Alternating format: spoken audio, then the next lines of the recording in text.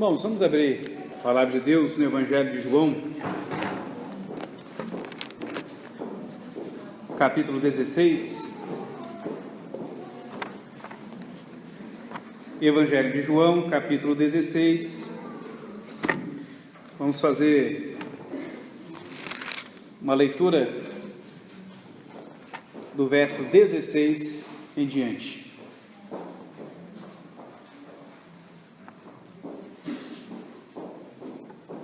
Evangelho de João, capítulo 16, a partir do verso 16.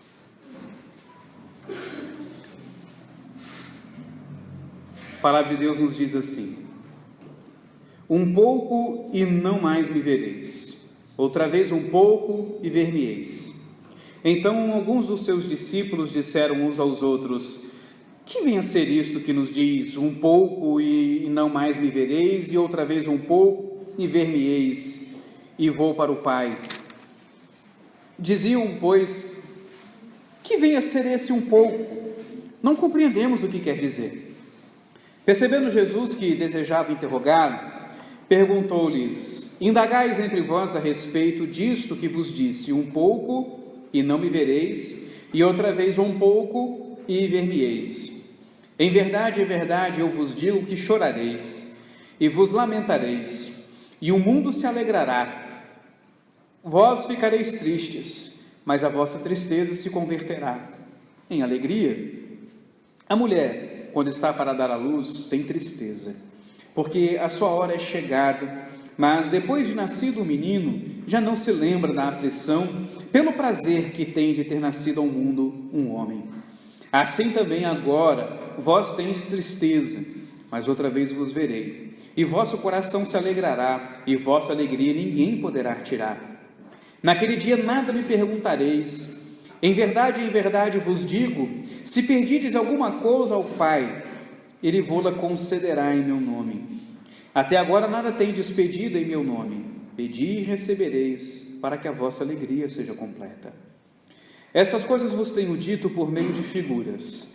Vem a hora em que não vos falarei por meio de comparações, mas vos falarei claramente a respeito do Pai. Naquele dia pedireis em meu nome, e não vos digo que rogarei ao Pai por vós, porque o próprio Pai vos ama, visto que me tendes amado e tendes crido que eu vim da parte de Deus. Vim do Pai e entrei no mundo, todavia deixo o mundo e vou para o Pai. Disseram os seus discípulos: agora que falas claramente, e não empregas nenhuma figura. Agora vemos que sabe todas as coisas, e não precisas de que alguém te pergunte. Por isso cremos que de fato vieste de Deus. Respondeu-lhes Jesus: credes agora? Eis que vem a hora e já é chegada, e que sereis dispersos, cada um para a sua casa, e me deixareis só. Contudo, não estou só, porque o Pai está comigo. Essas coisas vos tenho dito para que tenhais paz em mim. No mundo passais por aflições, mas tende bom ânimo. Eu venci o mundo. Dinâmica. Dinâmica é uma palavra que indica movimento, indica ação, acontecimento. Coisas estão sendo feitas, engendradas, para que um resultado seja alcançado. Então, quando eu quero aqui falar da dinâmica do contentamento cristão, eu quero que nós pensemos no movimento de coisas que ocorrem em torno do cristão, de modo que dentro desses acontecimentos o contentamento vai encontrando o seu lugar, vai encontrando sua vez. Isso demonstra também de que a vida cristã não se trata de algo estático, não é algo que você espera acontecer, você vive a vida cristã de fato. Há uma ação, ainda que creiamos, como calvinistas que somos, na predestinação, de que Deus determinou toda a história, todo fato e acontecimento, nós também cremos que Deus é quem sabe da história, mas nós vivemos a história. Nós estamos desempenhando os papéis que Deus colocou em nossas vidas. Então a vida cristã não é algo que nós simplesmente vemos passar, não é simplesmente contemplativa, ela é vivida. É cheia de afetos e afetamentos. A vida cristã é cheia de fatos, de acontecimentos. E tendo isso em vista, Jesus nesse momento de despedida de seus discípulos, preparava seus corações para os acontecimentos que se seguiriam. Preparava os discípulos para o fato de que ele seria preso, seria executado, morto e que iria ressuscitar. Jesus preparava os discípulos para que eles entendessem que o que haveria de vir não deveria tomá-los de todo, eles não deveriam deixar seus corações desfalecerem diante dos acontecimentos, eles deveriam confiar nas promessas e deveriam também aguardar pelo que a volta de Jesus. E não a volta que eu me refiro ao último tempo, ao próprio ressurgimento de Cristo dentre os mortos. Jesus iria ressuscitar, os discípulos iriam ver estas coisas acontecerem, iriam testemunhar estes fatos. E eles deveriam, só depois de tudo isso, compreender o que Jesus estava dizendo. Jesus não explicou todas as coisas. Ele falou, de fato, com profundidade, cumpriu a lei, ensinou como a lei de fato era, ensinou o seu papel, mas o Espírito Santo de Deus é aquele que terminaria de fazer essa obra de explicação. Então a revelação sobre o próprio Cristo não veio com Cristo em sua totalidade, veio com o Espírito depois. Se você ler todo o capítulo 16, você vai ver que Jesus Cristo veio tratar justamente da ação do Espírito Santo. Enquanto vemos alguns pensando no Espírito Santo como aquele que vem botar fogo nos crentes, que é uma coisa meio perigosa, porque fogo significa juízo, o Espírito Santo na verdade veio nos conduzir a Cristo. É o próprio reinado de Cristo no coração do seu povo. O Espírito Santo habita em nós para nos guiar à verdade que é Cristo Jesus. Eu gosto muito da figura do Sinclair Ferguson, um escritor, teólogo, que diz que o ministério do Espírito Santo é o ministério do holofote. O holofote é algo que ilumina alguma coisa, um prédio, por exemplo, para que você admire o prédio, vá até aquela construção, conheça os detalhes, contemple a beleza. Não é para você ficar olhando para o holofote, não é para você ficar dando atenção para o holofote, é para você olhar o que ele está apontando. Então Jesus vem mostrar que o papel do Espírito Santo é apontar para ele, Jesus, para que os seus discípulos não se percam num caminho, para que possamos continuar na direção de Cristo Jesus. E ao falar dessa dinâmica, ele, percebendo a tristeza dos discípulos, o temor que havia em seus corações, ele está passando esse tempo consolando, sabendo que o outro Consolador viria e iria consolar os seus discípulos de uma vez. Mas ao fazer isso, ele deixa muito claro essa dinâmica do contentamento cristão. Não podemos nos surpreender diante das dificuldades. O contentamento cristão, ele não se estabelece quando a vida está boa. O contentamento cristão, ele se estabelece na dinâmica do cumprimento da vontade de Deus. Enquanto a vontade de Deus está se cumprindo, nós encontramos as razões para nos contentarmos. Ainda que às vezes pareça ser contraditório diante das circunstâncias, uma circunstância difícil, mas ainda assim eu encontro motivos para o contentamento. Qual a primeira questão da dinâmica que Jesus nos aponta aí? Primeiro, é triste enquanto o mundo se alegra. O contentamento cristão, ele é triste enquanto o mundo se alegra. Parece uma contradição de termos, falar de contentamento, ser triste. É claro, se temos motivações distintas do mundo para sermos contentes, aquilo que alegra o mundo vai nos entristecer. E é bom que assim seja, porque se nos alegrarmos com as mesmas coisas que o mundo se alegra, que mudança houve em nosso coração? Então, se estamos vendo o mundo perseguindo o nosso Senhor, perseguindo o Evangelho, perseguindo nossos irmãos, isso nos causará tristeza. Em meio àquela dúvida que estava surgindo entre os discípulos quanto ao que Jesus queria dizer sobre a questão de em um tempo e não me vereis mais um tempo, então ver-me-eis, Jesus percebe esse questionamento, então ele explica, olha, em verdade, eu vos digo que chorareis e vos lamentareis e o mundo se alegrará. Vós ficareis tristes, mas a vossa tristeza se converterá em alegria. Enquanto o mundo estiver contente porque eles mataram o seu Senhor, enquanto o mundo estiver contente pensando terem me calado, vocês estarão tristes. Então, o contentamento cristão, ele encontra, antes de tudo, neste mundo, a tristeza. Se nós pensarmos bem, quando falamos em conversão, o primeiro passo da vida cristã, em termos mais conscientes, em termos em que eu já estou agindo segundo a obra de Deus sobre minha vida, a primeira coisa que vem é uma tristeza. Se meu coração ele é mudado pelo Evangelho, os meus parâmetros são alterados para os parâmetros do Evangelho, a primeira coisa que eu vejo é a perversidão das minhas atitudes e o quanto eu entristeço a Deus. E aí vem a tristeza.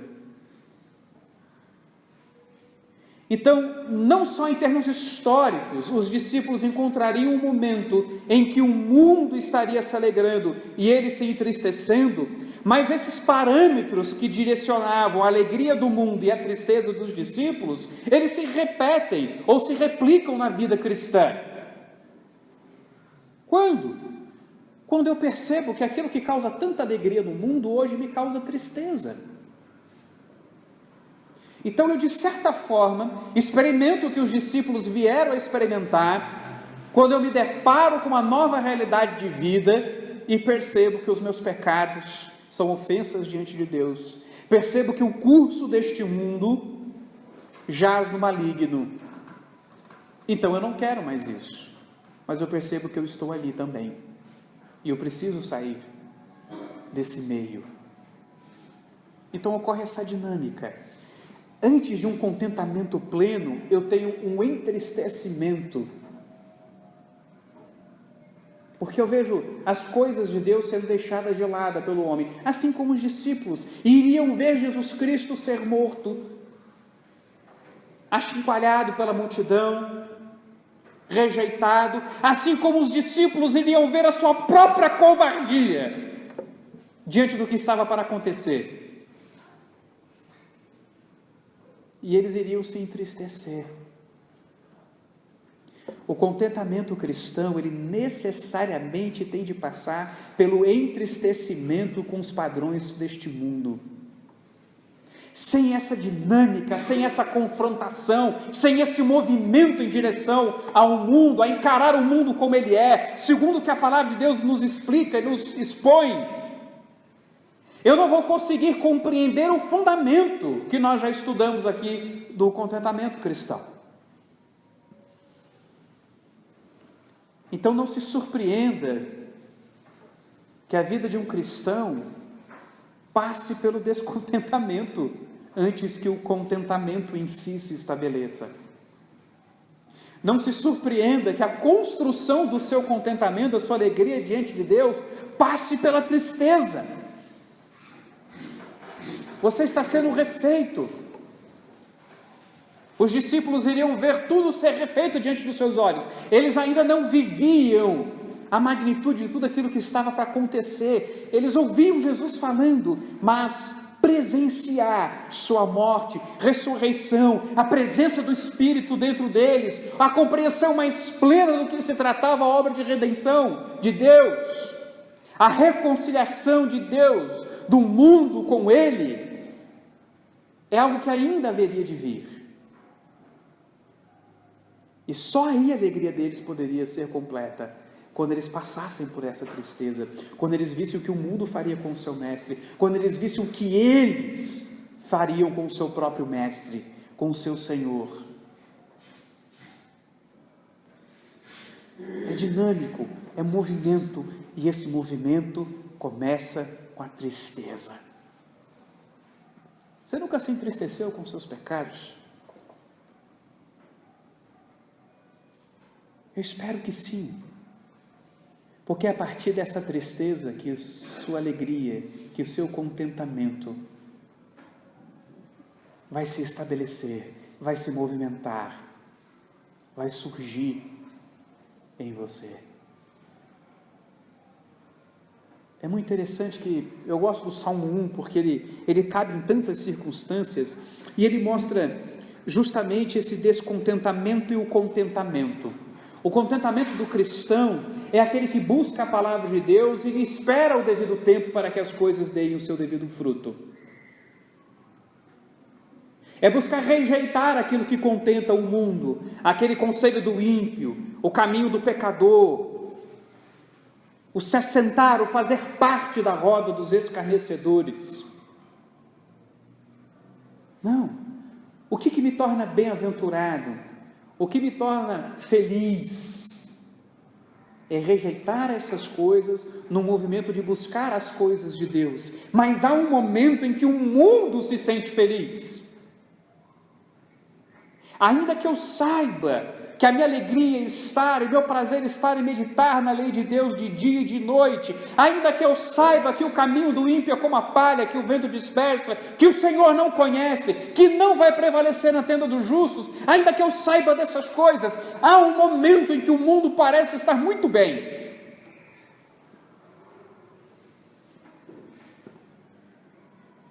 Como quando eles escarneciam de Jesus morto na cruz, morrendo na cruz e dizendo: olha aí, ele não salva nem a si mesmo.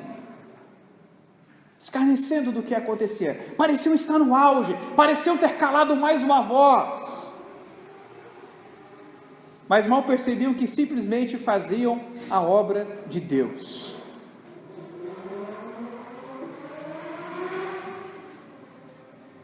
E a partir dessa tristeza, a tristeza de enxergar o pecado, de enxergar a situação diante de Deus, a tristeza de ver que o inocente tem que ser morto, a tristeza de muitas vezes parecer fraco, frágil, é aí que se começa a construir, a se movimentar em nossos corações o contentamento. Um contentamento que é incompleto enquanto não estamos com o Senhor. Esse movimento ele aponta numa direção. Paulo nos disse lá em Filipenses que ele segue para um alvo. Ele quer completar a sua carreira da fé, ele quer realizar a obra de Deus, ele quer ver se cumprir todas as coisas. Ele persegue para o prêmio da soberana vocação. Ele quer que a sua alegria seja completa. Então ele vai deixando para trás tudo aquilo que antes ele valorizava, pensava ser bom, trazia alegria, alegria desse mundo que se contenta no pecado, que se contenta na morte, que se contenta em colocar na cruz justos, aliás, melhor do que justos, inocentes. Ele foi deixando para trás tudo isso, ele que era fariseu, e persegue um novo alvo. Ele reconhece que não alcançou ainda, mas ele está perseguindo isso, ele está olhando adiante. E isso mostra como o contentamento cristão, ele é um movimento, ele é dinâmico, ele está em busca porque ele não pode se satisfazer nas coisas deste mundo. Justamente diante dessa tristeza dos discípulos, Jesus ensina os seus discípulos a pedirem as coisas ao Pai em seu nome, a buscarem a presença de Deus em seu nome. Porque se aquilo que entristecia os discípulos era a partida do seu Senhor, o que os discípulos deviam buscar era o retorno do seu Senhor. Então, aquilo que iria completar a alegria dos discípulos era a presença do seu Senhor que estava para partir. O que eles deveriam pedir para que recebessem, para que a vossa alegria seja completa, era o inverso daquilo que os entristecia, a ausência do seu Senhor, a partida daquele de quem eles aprenderam a depender nesses últimos 3 anos de caminhada com Cristo. Então peçam ao Senhor isso, busquem a presença de Deus pelo retorno de Cristo, coloquem o seu coração em um movimento de abandonar e buscar as coisas dos céus, buscar o próprio Redentor.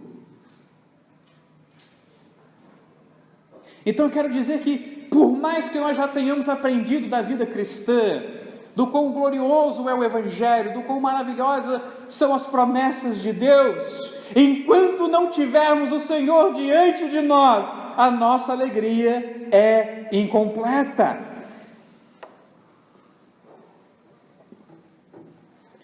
Então não se preocupe em ter tempos difíceis, se sentir incompleto, fora de lugar. Nós estamos incompletos, nós estamos fora de lugar. A verdade é essa. Muito conforto nesse mundo, tem alguma coisa errada.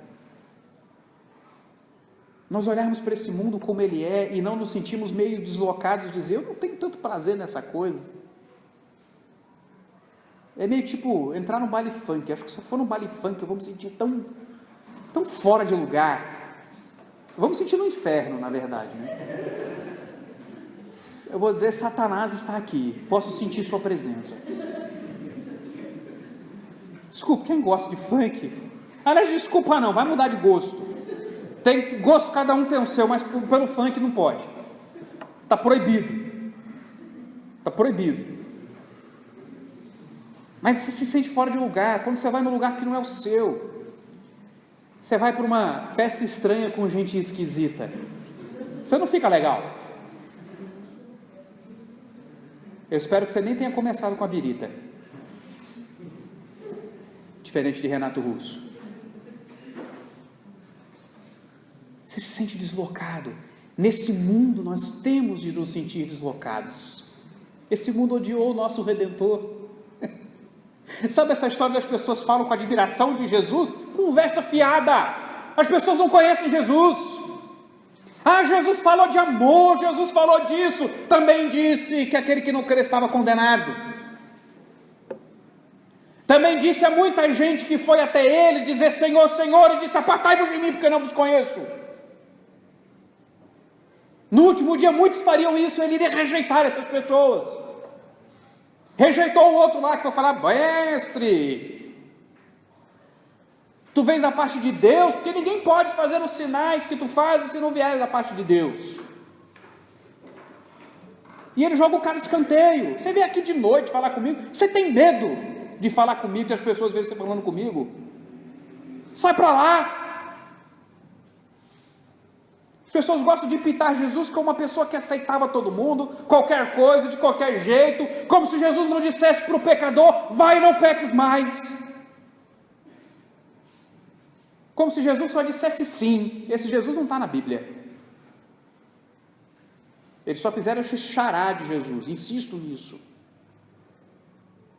Então não há nada neste mundo, esse mundo deturpa tudo, muda tudo, não há nada do que aproveitar de nenhuma ideologia, de nenhum pensamento que venha do mundo. Cristão gosta da Bíblia.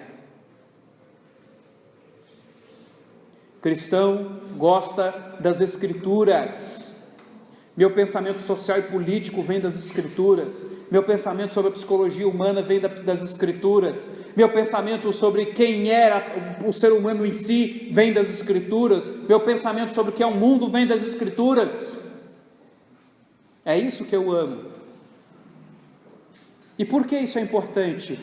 Porque se eu não pensar assim, eu vou continuar pegando coisas e guardando coisas que eu deveria ter abrido mão, ter deixado para lá, considerá-lo como refúgio, e continuo preso a essas coisas, sem prosseguir para a soberana vocação, sem me sentir incompleto de fato, porque eu começo a achar a minha completude nas coisas deste mundo, eu começo a encontrar explicações nas coisas deste mundo, e as explicações deste mundo excluem o nosso Redentor, excluem o nosso Deus, excluem as promessas do Evangelho. Então, seja cristão de fato, crente no Senhor Jesus, não seja cristão progressista, marxista, feminista, leninista, direitista. Não seja batista. Oh, não, batista pode. Batista pode. Não seja cristão em essas coisas. Confie que a palavra de Deus te dá uma visão de mundo completa. Considere essas coisas como refúgio, para que a sua mente não seja enredada num conjunto de ideologias que te fazem olhar o mundo como uma coisa que pode te completar, Não, nós somos como os discípulos. O que eu estou clamando dia a dia para o Senhor é Maranata. O que eu estou orando em nome de Jesus dia a dia, não é só sobre a minha saúde, não é só sobre o meu casamento, sobre a conversão de alguém querido, sobre a resolução de um problema. Que eu estou orando em nome de Jesus: Senhor, envia o nosso Redentor de volta, chega desse mundo, eu quero uma alegria completa. E enquanto o meu Redentor não voltar, não está completa. Não está bom. Estou deslocado. Estou meio perdido mesmo. Sem saber o que fazer aqui. O que eu estou fazendo aqui ainda? Pelo amor de Deus, Senhor, manda logo Jesus. O que eu estou fazendo aqui? Eu olho as tuas promessas e fico me perguntando: o que eu estou fazendo aqui?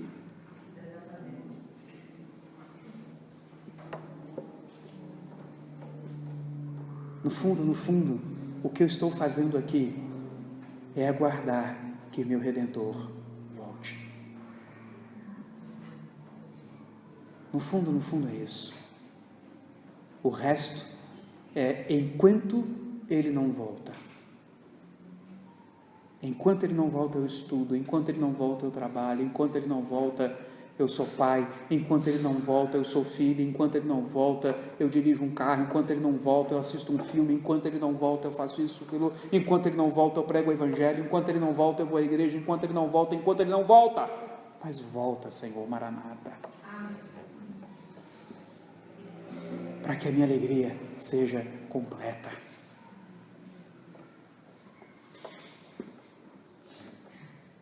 E aí, meus irmãos, Jesus vai trabalhando de uma forma tão bela o coração dos discípulos, porque se você leu bem o texto, Jesus já estava avisando os discípulos de que eles não se manteriam fiéis. Ele pergunta, depois que o discípulo diz, agora nós estamos entendendo o Senhor, agora nós cremos, porque agora o Senhor fala sem figuras. E Jesus diz: credes agora? Vocês não creem nada. Daqui a pouco eu vou me pegar, vou me prender, vou me matar, e vocês vão sair correndo. Vocês não creem em coisa nenhuma. Mas eu estou dizendo essas coisas preparando os seus corações, preparando-os para o que vier, para que vocês tenham paz. Vocês tenham paz. Vocês podem passar por aflições, mas tem de bom ânimo, eu venci o mundo. Vocês vão ter aflições. Eu acho que uma das aflições mais profundas que os discípulos passaram foram terem encarado suas covardias, sua traição. Fingiram não conhecer Jesus. Pedro negou Jesus 3 vezes. Mas finalmente, quando o Espírito Santo veio sobre eles, tudo se tornou tão claro e presente em suas vidas, que eles então puderam experimentar a paz enquanto sofrem. Ou seja, o contentamento cristão, ele não é um estanque na sua vida. Se está bom, então tem contentamento. E tem esse pedaço da vida. Agora está ruim, não tem contentamento. Agora está bom, tem contentamento. Ele se move junto com a vida cristã, e em meio ao sofrimento você está contente. Em meio ao sofrimento você percebe que tem um tesouro tão valioso que vale a pena morrer por ele. Que vale a pena deixar de lado todas as coisas. Então Jesus nos mostra que podemos ter paz enquanto sofremos por causa desse contentamento. Quando eu compreendo o Evangelho de Cristo, essa boa notícia, ela é uma boa notícia para me sustentar nas aflições do tempo presente, porque eu tenho por certo que elas não podem superar a glória do porvir.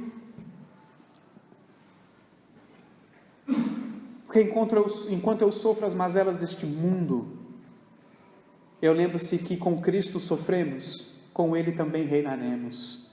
Porque se somos filhos, adotados em Cristo Jesus, somos co-herdeiros com Cristo Jesus.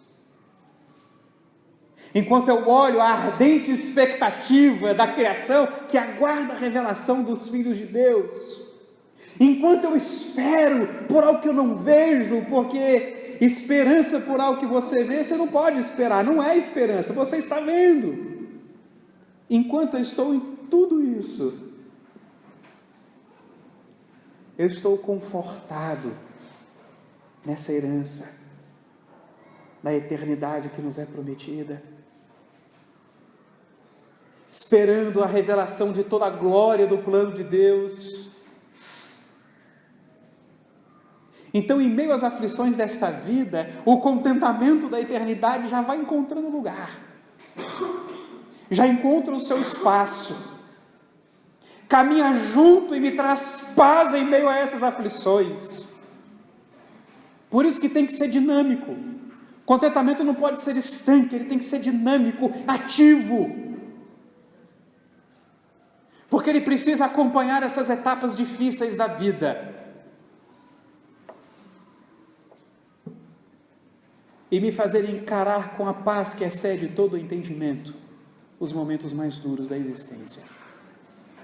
Se ele for estanque, ele só vai ser presente quando está tudo bem, mas se ele é dinâmico, ele acompanha em meio às aflições. Ele é dinâmico. A paz. A paz. Porque eu lembro que meu Redentor venceu o mundo. Porque eu lembro que mesmo diante das minhas infidelidades, Ele é fiel. Que mesmo diante das minhas traições, Ele me perdoa. Como Ele já estava preparando o coração dos discípulos para que eles soubessem: vocês irão me trair, vocês irão me negar, vocês irão fugir, vocês irão temer este mundo, mas fiquem tranquilos, eu venci tudo isso, não vou os jogar fora por causa disso, eu estou prometendo um outro Consolador para que os guie à verdade.